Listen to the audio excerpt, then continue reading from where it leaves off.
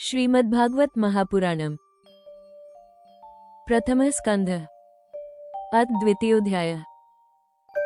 भगवत कथा और भगवत भक्ति का महात्म्य। प्रकृति के तीन गुण हैं, सत्व, रज और तम।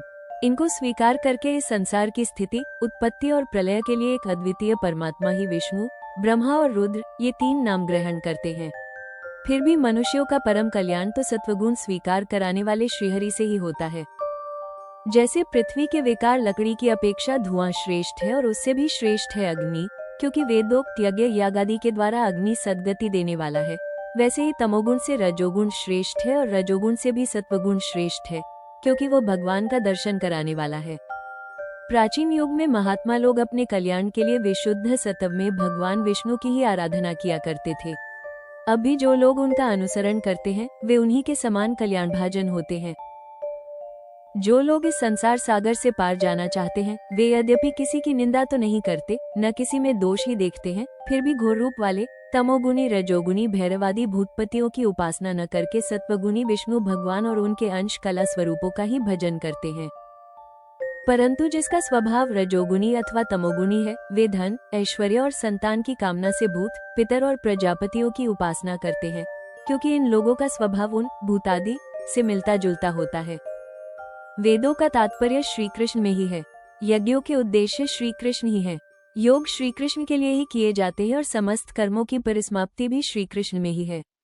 श्लोक 28 में कहा गया है, ज्ञान से ब्रह्मस्वरूप श्री कृष्ण की ही प्राप्ति होती है। तपस्या श्री कृष्ण की प्रसन्नता के लिए ही की जाती है, श्री कृष्ण के लिए ही धर्मों का अनुष्ठान होता है और सब गतियां श्री कृष्ण में ही समा जाती हैं।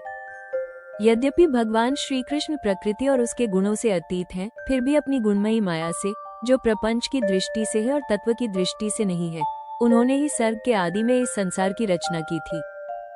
ये सत्व, रज और तम तीनों गुण उसी माया के विलास हैं। इनके भीतर रहकर भगवान इनसे युक्त सरीखे मालूम पड़ते हैं। वास्तव में तो वे परिपूर्ण विज्ञानानंद घन है। अग्नि तो वस्तुतः एक ही है, परंतु जब वो अनेक प्रकार की लकड़ियों में प्रकट होती है तब अनेक सी मालूम पड़ती है। वैसे ही सबके आत्मरूप भगवान तो एक ही है, परंतु प्राणियों की अनेकता से अनेक जैसे जान पड़ते हैं। भगवान ही सूक्ष्म भूत, तन्मात्रा, इंद्रिय तथा अंतःकरण आदि गुणों के विकारभूत भावों के द्वारा नाना प्रकार की योनियों का निर्माण करते हैं और उनमें भिन्न भिन्न जीवों के रूप में प्रवेश करके उन योनियों के अनुरूप विषयों का उपभोग करते कराते हैं। वे ही संपूर्ण लोकों की रचना करते हैं और देवता, पशु, पक्षी, मनुष्य आदि योनियों में लीलावतार ग्रहण करके सत्वगुण के द्वारा जीवों का पालन पोषण करते हैं। इति श्रीमद्भागवते महापुराणे पारमहंस्यां संहितायां प्रथम स्कंधे नैमिषीयोपाख्याने द्वितीयोध्याय समाप्त। शेष चर्चा अगले भाग में। रोजाना भागवत कथा का यह अमृत सुनने के लिए नाम जाप मार्ग को सब्सक्राइब करें। जय श्री हरि।